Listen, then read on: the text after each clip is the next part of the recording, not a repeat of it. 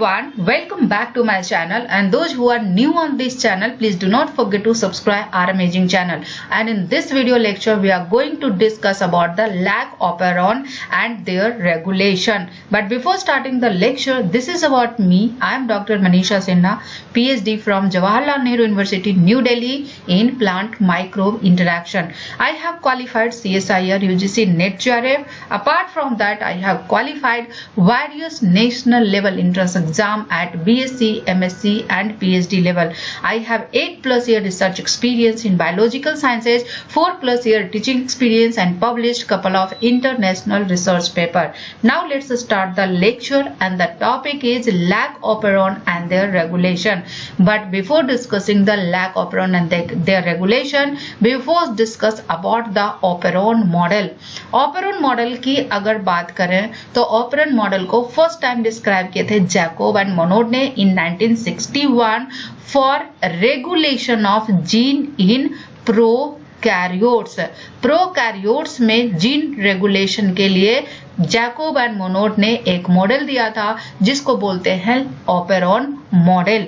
इस मॉडल के अकॉर्डिंग जो स्ट्रक्चरल जीन्स होते हैं, चाहे वो सिंगल हो या फिर set of continuous structural jeans हो, उनका जो ट्रांसक्रिप्शन होता है, ट्रांसक्रिप्शन का रेगुलेशन दो कंट्रोलिंग एलिमेंट रेगुलेट करता है। और वो दो कंट्रोलिंग एलिमेंट कौन है? First one is the regulator gene and second one is the operator. Regulator gene का काम क्या है? ऑपरेटर का काम क्या है? रेगुलेटर जीन की अगर बात करें तो ये रिप्रेशर को सिंथेसाइज करता है। मीन्स रेगुलेटर जीन से क्या बनते हैं? रिप्रेशर बनते हैं, इसीलिए रेगुलेटर जीन को रिप्रेशर जीन भी बोलते हैं। नाउ अब ये रिप्रेशर बना है तो रिप्रेशर क्या करेगा? रिप्रेशर ऑपरेटर पे जाके बाइंड करेगा। ऑपरेटर कहाँ होता है? ऑपरेटर प्रेजेंट होता है overlapping region in the promoter.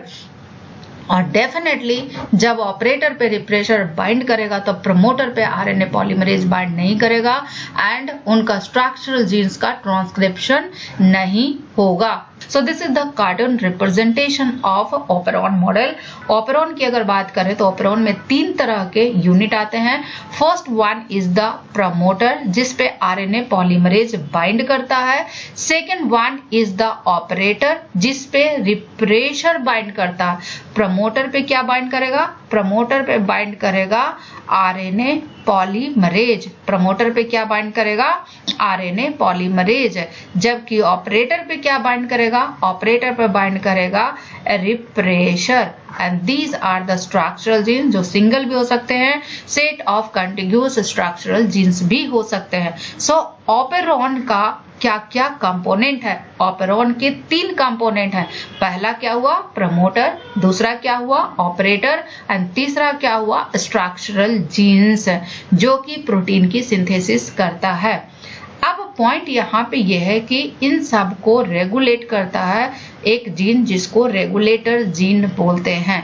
And this regulator gene को आई से रिप्रेजेंट करते हैं। और किसी भी जीन का खुद का प्रमोटर होता है, रेगुलेटर जीन का भी खुद का प्रमोटर है, इसको पीआई से रिप्रेजेंट करते हैं। सो ये रेगुलेटर जीन क्या करेगा? ये रेगुलेटर जीन बनाएगा रिप्रेशर। और ये रिप्रेशर का काम क्या है? रिप्रेशर बाइंड कर जाएगा ऑपरेटर से, और जैसे ही रिप्रेशर ऑपरेटर से बाइंड करेगा आरएनए पॉलीमरेज की बाइंडिंग प्रमोटर पे इंटरफेयर होगी और इन स्ट्रक्चरल जीन्स का ट्रांसक्रिप्शन इनहिबिट हो जाएगा।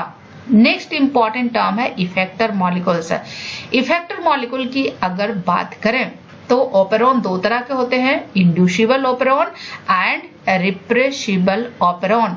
इंड्यूसिबल ओपेरॉन में जो इफेक्टर मॉलिक्यूल होता है वो इंड्यूसर होता है। रिप्रेसिबल ओपेरॉन में जो इफेक्टर मॉलिक्यूल होता है वो क्या होता है? को रिप्रेशर। क्या होता है? को रिप्रेशर। इंड्यूसिबल ओपेरॉन का बेस्ट एग्जाम्पल है क्या? Lag operon. क्या है? Lag operon. जबकि रिप्रेसिबल ओपेरॉन का बेस्ट एग्जाम्पल है TRP operon. TRP represents tryptophan. So lag operon is inducible operon, trip operon is repressible operon. And in this video lecture we will discuss about the lag operon and their regulation, and in next video lecture we will discuss about trip operon and their regulation. So पहले आते हैं lac operon पे। Lac operon की अगर बात करें तो first proposed by Jacob and Monod in 1961। Operon model basically lac operon के थ्रू ही इन्होंने एक्सप्लेन किया था। लैक ऑपेरॉन में ऑपेरॉन के जो कंपोनेंट होते हैं वो 3 होते हैं, promoter, operator and structural gene. Promoter पे आरएनए पॉलीमरेज बाइंड करता है, ऑपरेटर पे रिप्रेशर बाइंड करता है और स्ट्रक्चरल जीन्स प्रोटीन की सिंथेसिस करते हैं।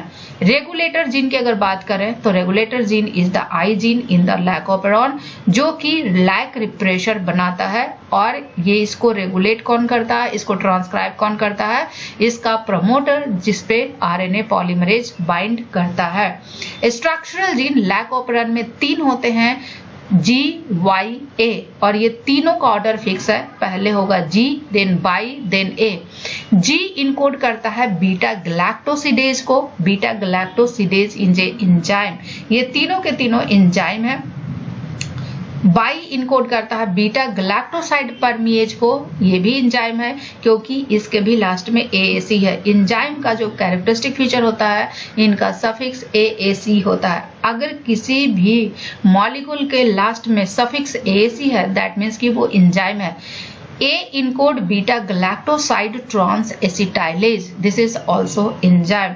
अब पॉइंट ये है कि इन तीनों एंजाइम का फंक्शन क्या है। G इनकोड करता है बीटा गैलेक्टोसिडेज को, और बीटा गैलेक्टोसिडेज क्या करता है, लैक्टोज जब सेल में आते हैं तो उस लैक्टोज को ग्लूकोज एंड गैलेक्टोज में कन्वर्ट करता है। लैक्टोज इज ए डाइसैकेराइड और इसको ब्रेक करता है बाय हाइड्रोलाइजिंग ओ ग्लाइकोसिडिक बॉन्ड और इनको मोनोसैकेराइड में कन्वर्ट करता है, ग्लूकोज एंड गैलेक्टोज में। लेकिन स्मॉल फ्रैक्शन ऑफ लैक्टोज को एलोलैक्टोज में कन्वर्ट करता है।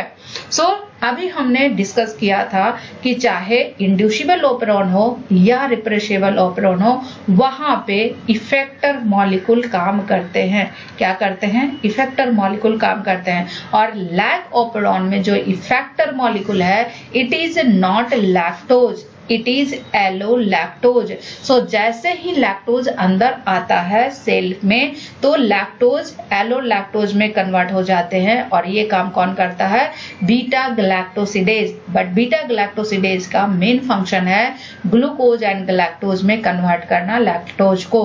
सो 99% जो होते हैं लैक्टोज ग्लूकोज एंड गैलेक्टोज में कन्वर्ट होते हैं, बट 1% लैक्टोज को एलोलैक्टोज में कन्वर्ट करता है। अब यहाँ पे पॉइंट ये है कि इस इफेक्टर मॉलिक्यूल का काम क्या है। सो जब मीडिया में लैक्टोज होगा, क्या होगा, जब सेल के इन्वायरमेंट में लैक्टोज होगा तो डेफिनेटली ये सेल के अंदर आएगा, और जब सेल के अंदर आएगा तो ये लैक्टोज एलोलैक्टोज में कन्वर्ट हो जाएगा, और ये एलोलैक्टोज इस रिप्रेशर पे बाइंड करता है, और जब ये बाइंड करता है तो ये ऑपरेटर से इनकी बाइंडिंग को रिलीव करता है और आरएनए पॉलीमरेज इस स्ट्रक्चरल जीन की सिंथेसिस करता है। सो लैक ऑपेरॉन में इफेक्टर मॉलिक्यूल क्या हुआ, लैक ऑपेरॉन में effector molecule is allolactose, not lactose. So this is the basic scheme of the lac operon. So 2 case हो सकते हैं। अगर मीडिया में लैक्टोज एब्सेंट रहेगा तो क्या होगा, अगर मीडिया में लैक्टोज प्रेजेंट रहेगा तो क्या होगा। अगर मीडिया में लैक्टोज एब्सेंट रहेगा तो ये आई जीन क्या करेगा, लैक रिप्रेशर सिंथेसाइज करेगा। अब ये लैक रिप्रेशर कहाँ पे बाइंड करेगा, इस ऑपरेटर पे बाइंड करेगा, और क्योंकि ऑपरेटर प्रमोटर से ओवरलैपिंग होता है, इट मींस कि अब इस प्रमोटर पे आरएनए पॉलीमरेज बाइंड नहीं करेगा, और जब तक आरएनए पॉलीमरेज बाइंड नहीं करेगा इन स्ट्रक्चरल जीन्स का ट्रांसक्रिप्शन नहीं होगा।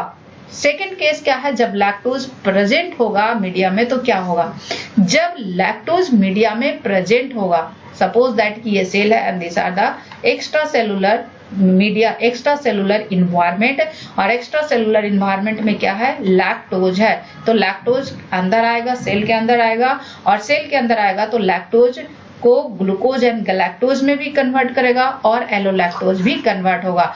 एलोलैक्टोज अगर बनता है तो ये लैक रिप्रेशर से बाइंड करता है। लैक रिप्रेशर जो कि ऑलरेडी ऑपरेटर से बाइंड है, जैसे ही एलोलैक्टोज इस लैक रिप्रेशर से बाइंड करेगा, इस लैक रिप्रेशर में कन्फर्मेशनल चेंजेस होते हैं। उस कन्फर्मेशनल चेंजेस की वजह से ये जो बॉन्ड लैक रिप्रेशर है, एलोलैक्टोज से बॉन्ड लैक रिप्रेशर है, वो इससे रिलीज हो जाएगा। जब इससे रिलीज हो जाएगा मीन्स ऑपरेटर फ्री हो जाएगा। ऑपरेटर फ्री हो जाएगा इट मीन्स कि प्रमोटर फ्री है आरएनए पॉलीमरेज की बाइंडिंग के लिए। सो इस प्रमोटर पे आरएनए पॉलीमरेज बाइंड करेगा एंड देन इन स्ट्रक्चरल जीन्स का ट्रांसक्रिप्शन होगा। सो लैक्टोज एब्सेंट रहेगा तो स्ट्रक्चरल जीन्स का ट्रांसक्रिप्शन नहीं होता है। लैक्टोज प्रेजेंट होगा तो ट्रांसक्रिप्शन स्ट्रक्चरल जीन्स का ट्रांसक्रिप्शन होगा। अब आते हैं रेगुलेशन ऑफ लैक ऑपेरॉन। क्या आते हैं? Regulation of lac operon. Lac operon की रेगुलेशन की अगर बात करें तो लैक ऑपेरॉन का रेगुलेशन दो तरीके से होता है। First one is the negative regulation and second one is the positive regulation. Negative regulation की अगर बात करें तो ये रिप्रेशर के थ्रू होता है और पॉजिटिव रेगुलेशन की बात करें तो ये एक्टिवेटर के थ्रू होता है। रिप्रेशर अगर बाइंड रहेगा ऑपरेटर पे तो स्ट्रक्चरल जीन्स का ट्रांसक्रिप्शन नहीं होगा, लेकिन एक्टिवेटर अगर बाइंड रहेगा अपने साइट पे, एक्टिवेटर बाइंडिंग साइट पे, तो यहाँ पे ट्रांसक्रिप्शन होगा। किसका? Structural genes of lac operon that is GYA का। सो पहले आते हैं निगेटिव रेगुलेशन पे। निगेटिव रेगुलेशन की अगर बात करें तो this is the basic architecture of gene of lac operon. 3 structural genes होते हैं GYA। G इनकोड करता है बीटा गैलेक्टोसिडेज को, Y इनकोड करता है गैलेक्टोसाइड परमिएज को एंड A इनकोड करता है थियोगैलेक्टोसाइड ट्रांस एसिटाइलेज को। बीटा गैलेक्टोसिडेज का काम क्या है? बीटा गैलेक्टोसिडेज लैक्टोज को ग्लूकोज एंड गैलेक्टोज में कन्वर्ट करता है। इसके अलावा कुछ एलोलैक्टोज भी बनाता है। गैलेक्टोसाइड परमिएज की अगर बात करें तो गैलेक्टोसाइड परमिएज क्या करता है? ये मेम्ब्रेन में होते हैं और ये ट्रांसपोर्टर की तरह काम करता है। इसी के थ्रू आता है लैक्टोज सेल के अंदर। सो गैलेक्टोसाइड परमिएज क्या है? ये एक ट्रांसपोर्टर है। किसका ट्रांसपोर्टर है? लैक्टोज ट्रांसपोर्टर है। थियोगैलेक्टोसाइड ट्रांस एसिटाइलेज की अगर बात करें तो ये टॉक्सिक गैलेक्टोसाइड्स को रिमूव करता है सेल से। थियोगैलेक्टोसाइड ट्रांस एसिटाइलेज का फंक्शन क्या है? ये टॉक्सिक गैलेक्टोसाइड्स को सेल से रिमूव करता है। कैसे करता है? By performing acetylation. सो इसके नाम में ही ट्रांस एसिटाइलेज है। सो ये एसिटाइल ग्रुप को ट्रांसफर करता है और उसको सेल से एलिमिनेट करने का काम करता है। अब आते हैं ऑपरेटर पे। अभी तक हमने जो देखा वो बेसिक लेवल था। Now this is the actual level. So basically जो ऑपरेटर होते हैं वो 3 होते हैं। एक ऑपरेटर जो होता है मेन ऑपरेटर होता है। क्या होता है? Main operator. लैक ऑपरेशन में टोटल 3 ऑपरेटर होते हैं। कितने ऑपरेटर होते हैं? 3 ऑपरेटर होते हैं, right. 1 is the main operator. Main operator कितना होता है? 1 होता है। Second one is the secondary operator. दूसरा क्या है?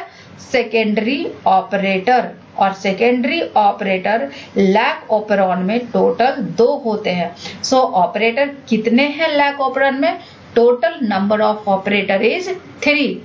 तो एक ऑपरेटर जो है मेन ऑपरेटर है। Main operator is O1 and secondary operator is O2 and O3.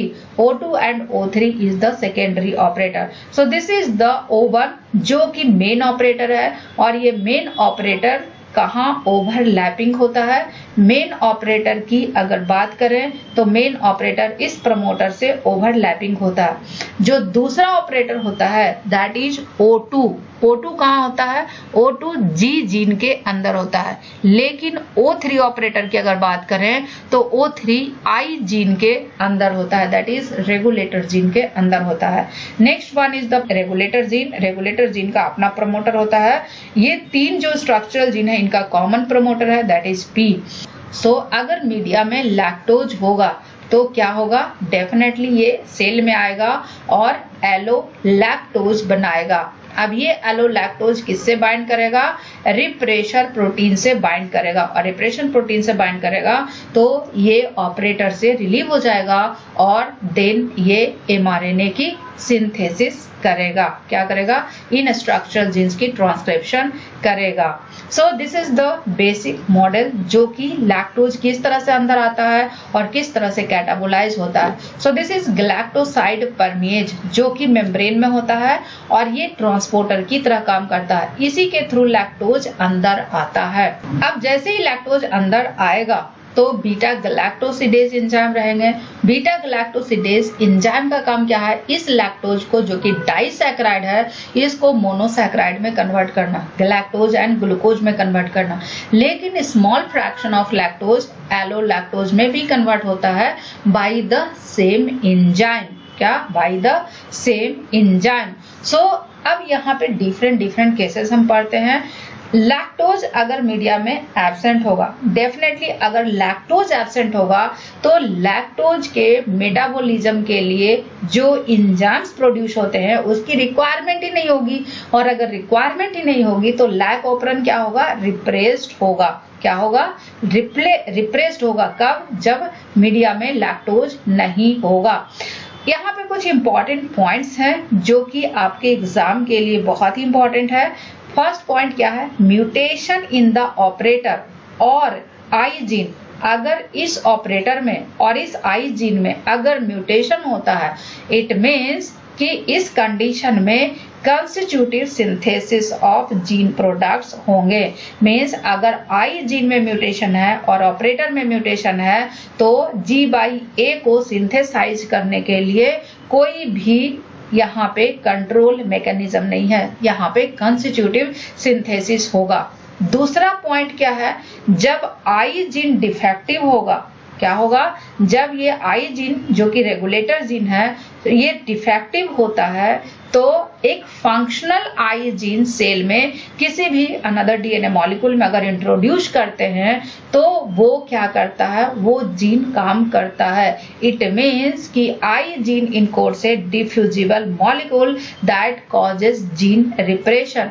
I gene किससे काम करता है, आई जीन काम करता है by the formation of repressor. So cell में अगर दूसरे डीएनए मॉलिक्यूल के थ्रू भी अगर रिप्रेशर सिंथेसाइज होता है, इट मीन्स कि ये काम कर रहा है। सो रिप्रेशर बेसिकली डिफ्यूजिबल मॉलिक्यूल है जो कि जीन के रिप्रेशन को कंट्रोल करता है।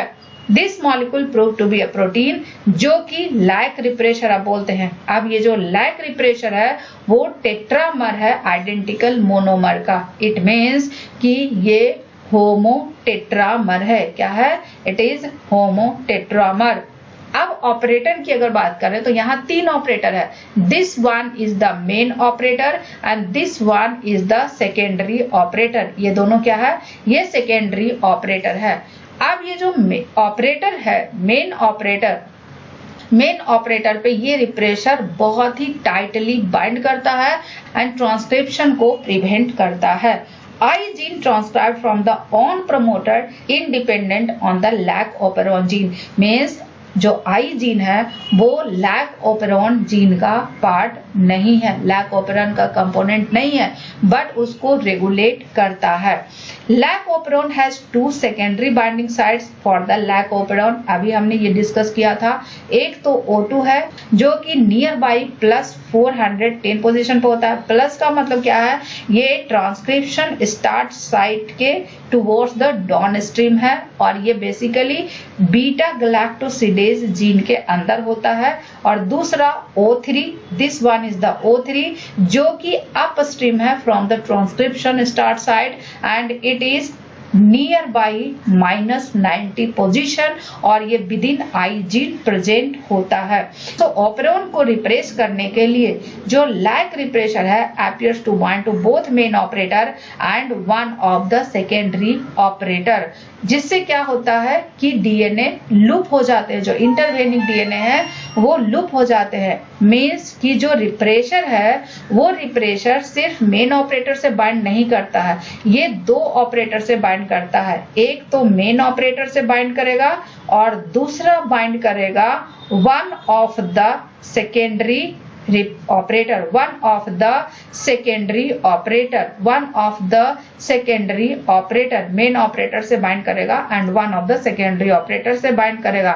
so repressor को repress करने के लिए दो ऑपरेटर से बाइंड करना जरूरी है, एक तो मेन ऑपरेटर और दूसरा इन दोनों में से कोई भी एक सेकेंडरी ऑपरेटर से बाइंड करना। इससे क्या होगा, जब दो ऑपरेटर से बाइंड करेगा तो इनका जो इंटरवेनिंग डीएनए है वो लूप्ड आउट हो जाते हैं और आरएनए पॉलीमरेज की बाइंडिंग को इनहिबिट करते हैं एंड इधर binding arrangement blocks transcription initiation.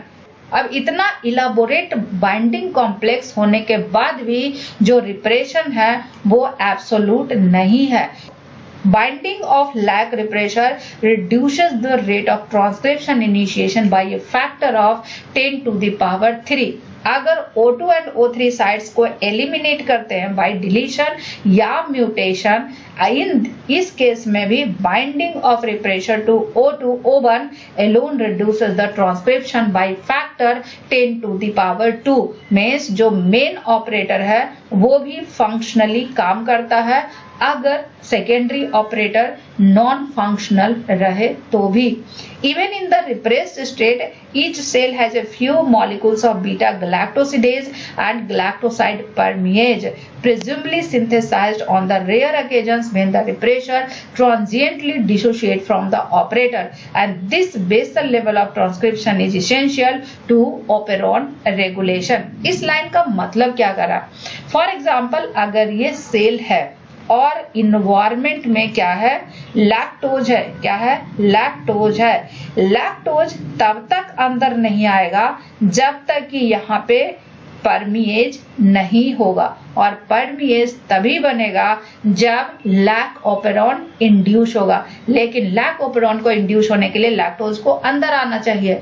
अब अंदर कैसे आएगा जब तक लैक ओपेरॉन इंड्यूस नहीं होगा। सो उस कंडीशन में क्या होता है, क्योंकि जो रिप्रेशर मॉलिक्यूल है, सपोज दैट कि ये जीन है, structural gene G/A, this is G/A and this is the operator and this is the promoter and this is the I gene and this is the promoter of I gene।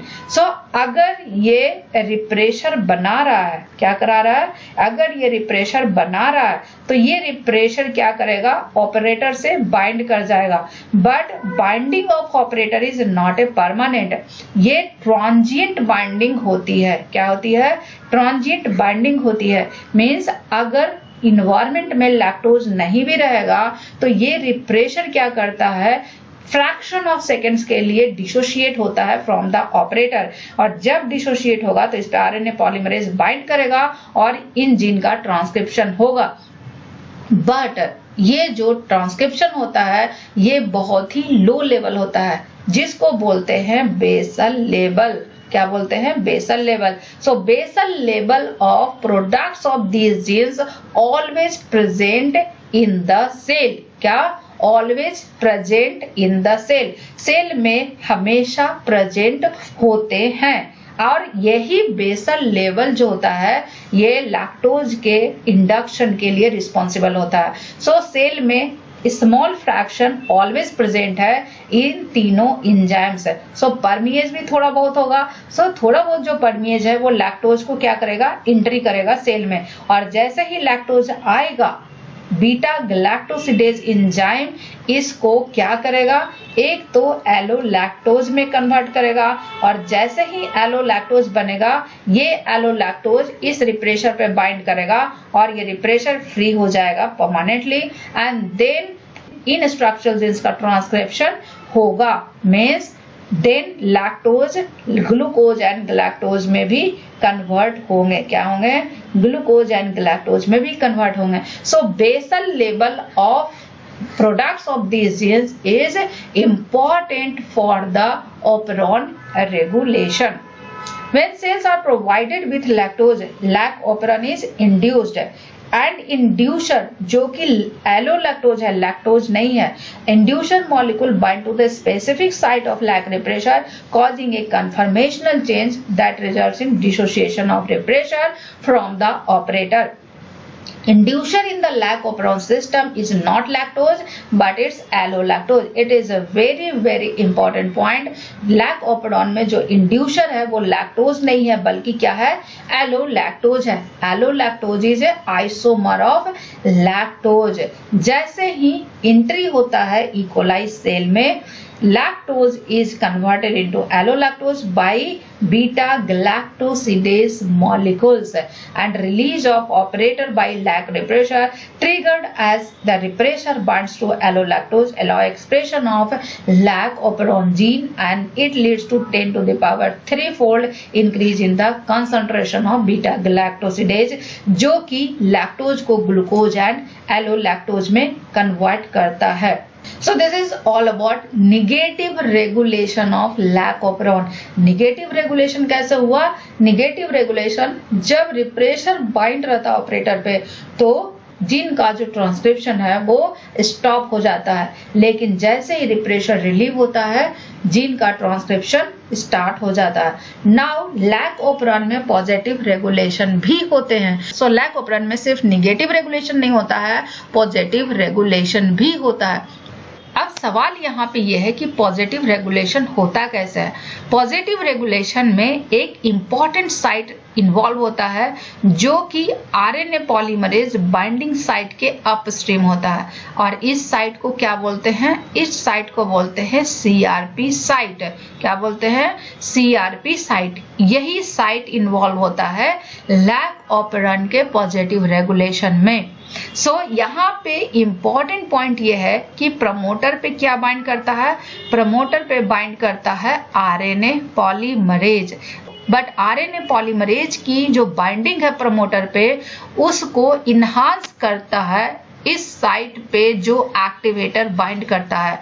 Means यहाँ पे जो activator bind करेगा अगर ये bind है तो RNA polymerase की binding क्या होगी, स्ट्रॉन्ग होगी. So this site is important for the positive regulation. अब ये कैसे होता है? So other factors besides lactose also affects the expression of lac gene such as availability of glucose. यहाँ पे मोस्ट इंपॉर्टेंट फैक्टर जो है वो ग्लूकोज है. ग्लूकोज क्यों है? क्योंकि ग्लूकोज जो होते हैं वो सारे सेल्स के लिए प्रीफर्ड एनर्जी सोर्स है, चाहे वो यूकैरियोटिक सेल्स हों या प्रोकैरियोटिक सेल्स हों. So glucose is the preferred energy source क्योंकि ये ग्लाइकोलिसिस में इंटर करता है directly.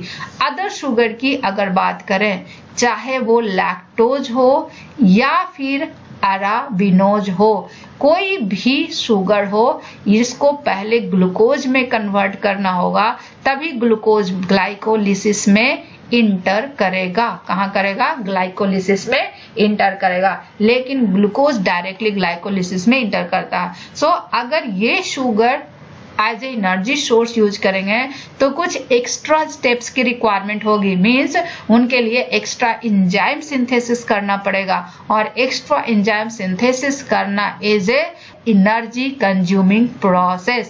So glucose is the preferred source for all the cells including prokaryotes. So E. coli का preferred energy source क्या हुआ? ग्लूकोज हुआ. अब यही ग्लूकोज रेगुलेट करेगा किसको? लैक्टोज या अदर शुगर के मेटाबॉलिज्म को. Other sugar can serve as the main or sole nutrients, but extra steps are required to prepare them for entry into glycolysis, necessitating the synthesis of additional enzymes.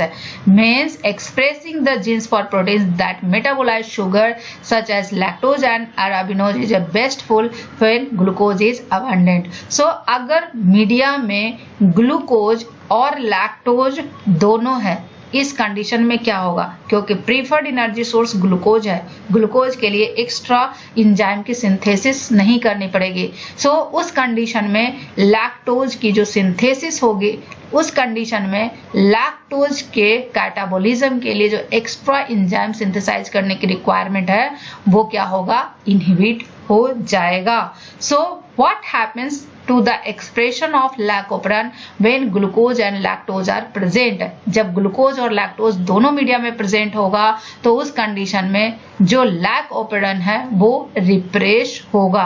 So a regulatory mechanism known as catabolite repression, यहाँ पे कौन सा mechanism काम करेगा, जब glucose and lactose दोनों present होंगे media में तो उस कंडीशन में कैटाबोलाइट रिप्रेशन मैकेनिज्म काम करेगा for the expression of genes required for the catabolism of lactose, arabinose and other sugars in presence of glucose even when these secondary sugars are also present। अब ये कैसे करता है, कैटाबोलाइट रिप्रेशन कैसे restrict करता है लैक ओपेरन के gene को। ग्लूकोज का जो इफेक्ट होता है वो दो चीजों से रेगुलेट होता है। पहला एक्टिवेटर, फर्स्ट क्या होता है एक्टिवेटर, और दूसरा क्या होता है को एक्टिवेटर। मीन्स ग्लूकोज का जो इफेक्ट है वो दो चीजों से रेगुलेट होता है, activator and coactivator. Activator क्या है, एक्टिवेटर की अगर बात करें, activator is a cyclic AMP receptor protein. क्या है, साइक्लिक एएमपी रिसेप्टर प्रोटीन। अब ये साइक्लिक एएमपी रिसेप्टर प्रोटीन को सीआरपी से भी रिप्रेजेंट करते हैं। C stands for cyclic AMP, R stands for receptor, P stands for protein. So activator क्या है, सीआरपी, जिसको सीएपी भी बोलते हैं। CAP stands for catabolite activator protein. So activator क्या है, CRP, that is cyclic AMP receptor protein. को activator की अगर बात करें तो इट्स ए साइक्लिक एएमपी। ये क्या है, ये साइक्लिक एएमपी। सो ग्लूकोज का जो इफेक्ट है वो दो चीजों से रेगुलेट होता है, activator and coactivator. Activator is cyclic AMP receptor protein, को एक्टिवेटर इज साइक्लिक एएमपी। अब ये जो सीआरपी है, this is the structure of CRP, जो कि होमोडाइमर है। अब इस सीआरपी पे दोनों की बाइंडिंग साइट होती है, डीएनए की भी बाइंडिंग साइट होती है और साइक्लिक एएमपी की भी बाइंडिंग साइट होती है। सो जो येलो कलर से शेडेड है, this one is the binding site for RNA polymerase. क्या है, ये आरएनए पॉलीमरेज की बाइंडिंग साइट है। जो रेड कलर से शो किया हुआ है, that is the binding site for cyclic AMP and this is the DNA binding site. So binding is mediated by helix-1 helix motif within the protein's DNA binding domain. अब point यहाँ पे ये है कि activator and को activator काम कैसे करता है। यहाँ पे एक और पॉइंट आपको जानने वाली बात है कि अगर ग्लूकोज का कंसंट्रेशन हाई होगा, relationship between glucose and cyclic AMP क्या है, it is inversely proportional to cyclic AMP. It means कि अगर ग्लूकोज का कंसंट्रेशन ज्यादा है, इट मीन्स कि साइक्लिक एएमपी का कंसंट्रेशन क्या होगा, कम होगा। लेकिन अगर ग्लूकोज का कंसंट्रेशन कम है तो यहाँ पे साइक्लिक एएमपी का कंसंट्रेशन क्या होगा, ज्यादा होगा। अब ये रेगुलेट कैसे करता है, so this is the site of CRP, this is the CRP site and this is the promoter जो कि RNA polymerase binding site है। अब promoter का -35 पर सीक्वेंस है and this is -10 region sequence. This is the promoter consensus sequence, जिनका ये sequence है। लेकिन लैक प्रमोटर का जो सीक्वेंस है थोड़ा सा वेरिएबल है, मीन्स सीक्वेंस एग्जैक्टली नहीं है। TTGACA है, यहाँ पे TTTACA है। सो एक न्यूक्लियोटाइड का डिफरेंस है। नाउ -10 रीजन की अगर बात करें तो यहाँ TTTA AT है, यहाँ TA TG TT है। यहाँ पे दो न्यूक्लियोटाइड का वेरिएशन है। मीन्स जो लैक प्रमोटर है वो RNA पॉलीमरेज से वीकली बाइंड करता है। अब उस RNA पॉलीमरेज को प्रमोटर से स्ट्रांगली बाइंड करने के लिए एडिशनल फैक्टर की रिक्वायरमेंट होती है। और वो एडिशनल फैक्टर कौन प्रोवाइड करता है, वो एडिशनल फैक्टर प्रोवाइड करता है CRP साइट। और CRP site is a activator binding site. यहाँ पे क्या करता है, एक्टिवेटर बाइंडिंग साइट। अब एक्टिवेटर क्या है, activator is CRP। But CRP अकेले बाइंड नहीं करेगा। सीआरपी के साथ साइक्लिक एएमपी बाइंड रहेगा तब ही यहाँ पे बाइंड करेगा। सो सीआरपी साइक्लिक एएमपी कॉम्प्लेक्स बनाता है जो कि सीआरपी साइट पे बाइंड करता है और आरएनए के ट्रांसक्रिप्शन को 50 फोल्ड स्टिमुलेट करता है। कैसे करता है? जब सीआरपी साइक्लिक एएमपी बाइंड रहता है तो आरएनए पॉलीमरेज की बाइंडिंग को स्ट्रॉन्ग बनाता है। आरएनए पॉलीमरेज स्ट्रांगली बाइंड करता है, उससे क्या होगा? उससे उनका ट्रांसक्रिप्शन कंटिन्यूअस होगा। So CRP cyclic AMP is a positive regulatory element responsive to glucose level. जबकि लैक रिप्रेशर की अगर बात करें तो lac repressor negative regulatory element है रिस्पॉन्सिव टू लैक्टोज। और ये दोनों positive regulatory element and negative regulatory element ये दोनों कॉन्सर्ट में काम करता है। CRP cyclic AMP has little effect on lac operon when the lac repressor is blocking transcription, and dissociation of repressor from the lac operon has little effect on the transcription of lac operon unless CRP cyclic AMP is present to facilitate transcription when CRP is not bind. So wild type lac promoter जो होते हैं वो relatively weak promoter होते हैं क्योंकि यहाँ पे nucleotide sequence का डिफरेंस है। So open complex of RNA polymerase and promoter does not form readily under CRP cyclic AMP is present. CRP interacts directly with RNA polymerase through the polymerase alpha सब unit. अब यहाँ पे दो condition है, glucose का level low है and glucose का level high है। अगर ग्लूकोज का लेवल लो होगा तो साइक्लिक एएमपी का कंसंट्रेशन हाई होगा क्योंकि ग्लूकोज और साइक्लिक एएमपी का जो रिलेशन है वो इनवर्सली प्रोपोर्शनल है। concentration of glucose is inversely proportional to concentration of cyclic AMP। अगर ग्लूकोज का कंसंट्रेशन लो रहेगा तो साइक्लिक एएमपी का कंसंट्रेशन ज्यादा होगा। अब साइक्लिक एएमपी का कंसंट्रेशन ज्यादा होगा तो उससे क्या होगा? साइक्लिक एएमपी सीआरपी के साथ कॉम्प्लेक्स बनाएगा। अब ये जो सीआरपी साइक्लिक एएमपी का कॉम्प्लेक्स है ये सीआरपी पे बाइंड करेगा। अब जैसे ही सीआरपी पे बाइंड करेगा ये आरएनए पॉलीमरेज की बाइंडिंग को इन्हांस करेगा। और यहाँ पे दोनों कंडीशन में लैक्टोज भी प्रेजेंट है and that lactose is high concentration, means glucose भी प्रेजेंट है लैक्टोज भी प्रेजेंट है। लैक्टोज दोनों में हाई है बट ग्लूकोज एक में लो है दूसरे में हाई है। सो जब अगर लैक्टोज हाई है इट मींस कि यहाँ पे रिप्रेशर बॉन्ड नहीं है, रिप्रेशर रिलीज हो जाएगा क्योंकि वो एलोलैक्टोज बनाएगा एंड आरएनए पॉलीमरेज भी स्ट्रांगली बाइंड है। इट मींस कि जीन का ट्रांसक्रिप्शन होगा। नाउ हाई ग्लूकोज कंसंट्रेशन होगा तो क्या होगा? हाई ग्लूकोज कंसंट्रेशन होगा तो साइक्लिक एएमपी का कंसंट्रेशन क्या होगा? लो होगा। और साइक्लिक एएमपी का कंसंट्रेशन लो होगा तो सीआरपी साइक्लिक एएमपी कॉम्प्लेक्स नहीं बनाएगा। क्या नहीं बनाएगा? सीआरपी साइक्लिक एएमपी कॉम्प्लेक्स नहीं बनाएगा। लैक्टोज क्या कंसंट्रेशन क्या है? हाई है। जब सीआरपी साइक्लिक एएमपी कॉम्प्लेक्स नहीं बनाएगा तो इस साइट पे बाइंड नहीं करेगा। इस कंडीशन में जो आरएनए पॉलीमरेज है वो बाइंड नहीं करेगा स्ट्रांगली। लैक्टोज को लैक ओपेरॉन को इंड्यूस करने के लिए लैक्टोज तो चाहिए ही चाहिए बट यहाँ पे लो लेवल ग्लूकोज भी चाहिए। क्या चाहिए? लैक्टोज तो चाहिए ही चाहिए, लो लेवल ग्लूकोज भी चाहिए। So strong induction of lac operon therefore requires both glucose and a lower concentration of glucose. Both lactose and lower concentration of glucose. Lactose क्या करता है? लैक्टोज लैक रिप्रेशर को inactivate करता है। Glucose क्या करता है? Trigger an increase in cyclic AMP and increase binding of cyclic AMP to CRP, जिससे आरएनए पॉलीमरेज की बाइंडिंग क्या होती है? स्ट्रॉन्ग होती है।